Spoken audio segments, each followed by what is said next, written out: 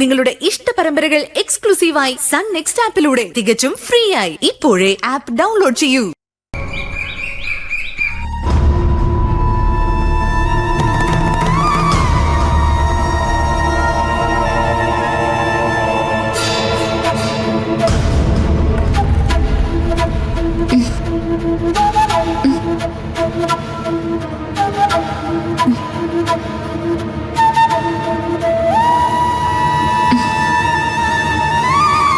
എന്താ മോളെ?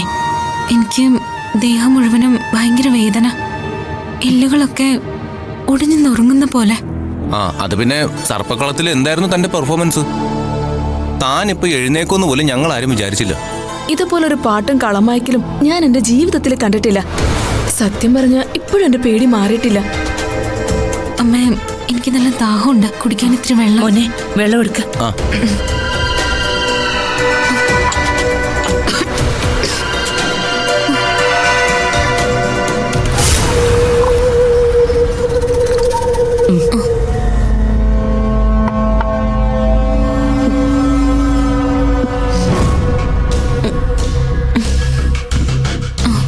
നല്ല ക്ഷീണം കാണും.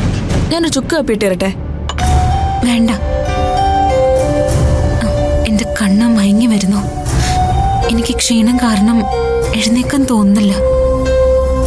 കളം മായ്ക്കാൻ തുള്ളി ഉറയുന്ന പെൺകുട്ടികൾ പിറ്റേ ദിവസം എഴുന്നേൽക്കാറില്ല. അത്രയ്ക്ക് ക്ഷീണമായിരിക്കും. സർപ്പം പൊളയുന്ന പോലെയല്ലേ താൻ കളത്തിൽ കിടന്ന് ഉരുളയും മറിയൊക്കെ ചെയ്തത്. അതുകൊണ്ട് നല്ല ക്ഷീണവും ദേഹവേദനയും കാണും. ഞാനിപ്പോ വരാവേ.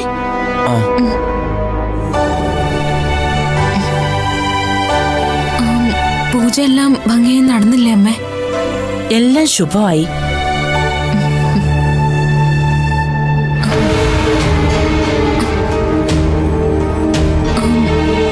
അമ്മേ, എനിക്കൊന്നും ഓർമ്മയില്ല. ശരിക്കും എന്തൊക്കെയാ സംഭവിച്ചത്? നാഗദൈവങ്ങൾ മോളെ അനുഗ്രഹിച്ചു. നമ്മുടെ വീടിന്റെ ദോഷങ്ങളെല്ലാം മാറി.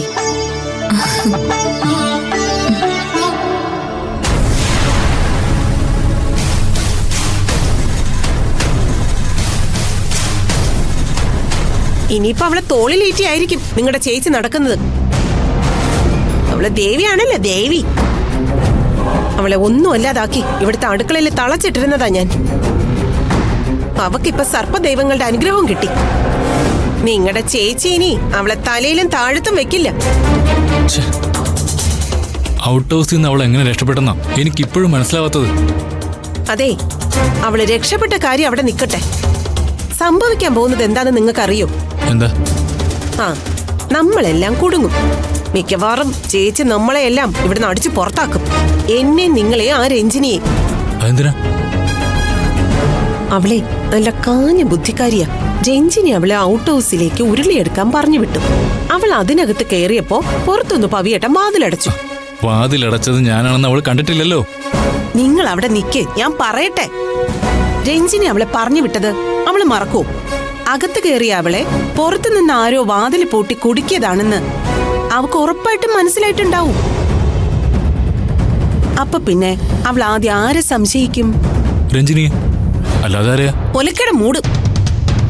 രഞ്ജിനി ഒറ്റയ്ക്ക് ഇങ്ങനെയുള്ള കാര്യങ്ങളൊന്നും ചെയ്യില്ലെന്നേ അവക്ക് നല്ല പോലെ അറിയാം. രഞ്ജിനിയുടെ പിന്നിൽ നമ്മളാണെന്ന് സംശയിക്കാൻ അവക്ക് വേറെ ഒരു കാരണവും വേണ്ട. അതെ, ഇപ്പൊ ബോധം വന്ന സ്ഥിതിക്ക് അവൾ എന്തായാലും ഈ കാര്യം നിങ്ങളുടെ ചേച്ചിയോട് പറയും. നിങ്ങളുടെ ചേച്ചി രഞ്ജിനിയെ ചോദ്യം ചെയ്യും. അത്രയ്ക്ക് മനക്കട്ടിയൊന്നും ഇല്ലാത്തോണ്ട് നല്ലപോലെ ഒന്ന് വിരട്ടിയാൽ രഞ്ജിനി സത്യം പറയുകയും ചെയ്യും. അപ്പൊ പിന്നെ നമ്മളും കൂട്ടുപ്രതികളാവേ. മരുമകളെ പൂട്ടിയിട്ട് സർപ്പം തുള്ളൽ മുടക്കാൻ ശ്രമിച്ചതിന് നിങ്ങളുടെ ചേച്ചിയെ നമുക്ക് 3 പേർക്കും പണി തരും. അതുകൊണ്ട് ഏത് നിമിഷവും ഈ മുറിയിലേക്ക് നിങ്ങളുടെ ചേച്ചിയുടെ ഒരു വരവ് ഞാൻ പ്രതീക്ഷിക്കുന്നുണ്ട്. സൂക്ഷിച്ചിരുന്നു. ഞാൻ പിന്നെ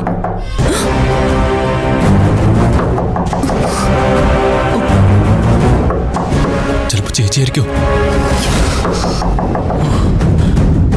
നീ ഒന്ന് പോയി വാതിലോർക്ക്. നിങ്ങൾ പോയി നോക്ക്. നീ ചെന്ന് നോക്ക്. ചെല്ല. ഒരു മിനിറ്റ്.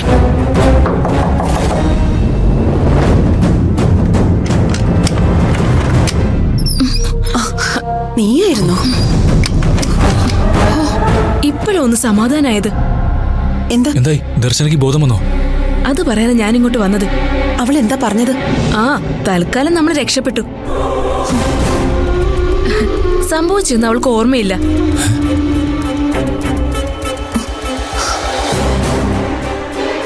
സത്യം, നമ്മൾ അവളെ ഉരുളിയെടുക്കാൻ ഔട്ട് ഹൗസിലേക്ക് പറഞ്ഞു വിട്ട കാര്യമൊക്കെ അവള് മറന്നുപോയി.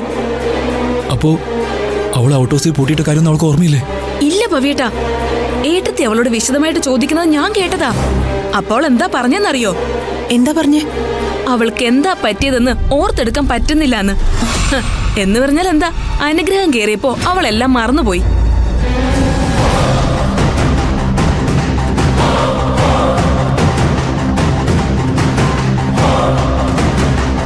നീ കാര്യം എന്താന്ന് വെച്ചാ തെളിച്ച് പറ രഞ്ജിനി.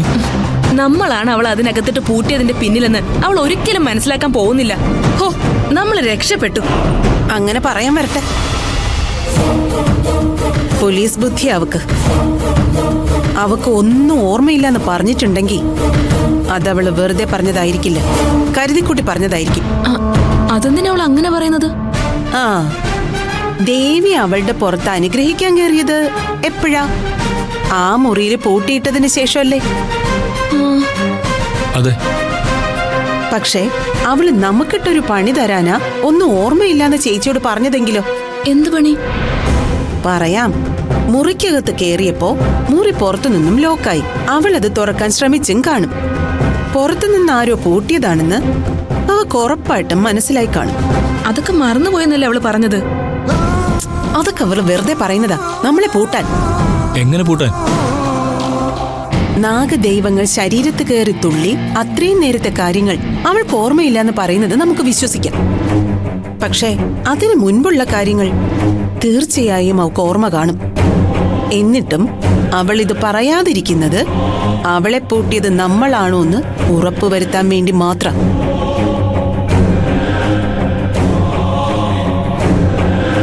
നമ്മൾ അവളെ പൂട്ടിയതെന്ന് തെളിവോടുകൂടി കണ്ടുപിടിച്ച് അവള് നിങ്ങളുടെ ചേച്ചിയുടെ മുന്നിൽ അവതരിപ്പിക്കും.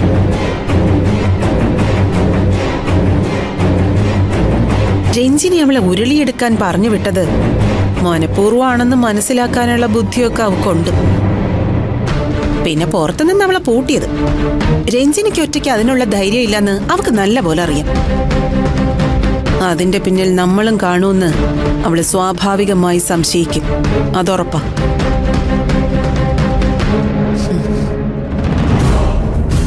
അങ്ങനെയാണെങ്കിൽ അതിന്റെ തെളിവുകൾ കണ്ടുപിടിച്ച് നിങ്ങളുടെ ചേച്ചിയുടെ മുൻപിൽ എത്തിക്കാനുള്ള ഒരടവ് മാത്രം അവൾ അതിനു മുൻപുള്ള ഒന്നും ഓർമ്മയില്ലെന്ന് പറയുന്നത്.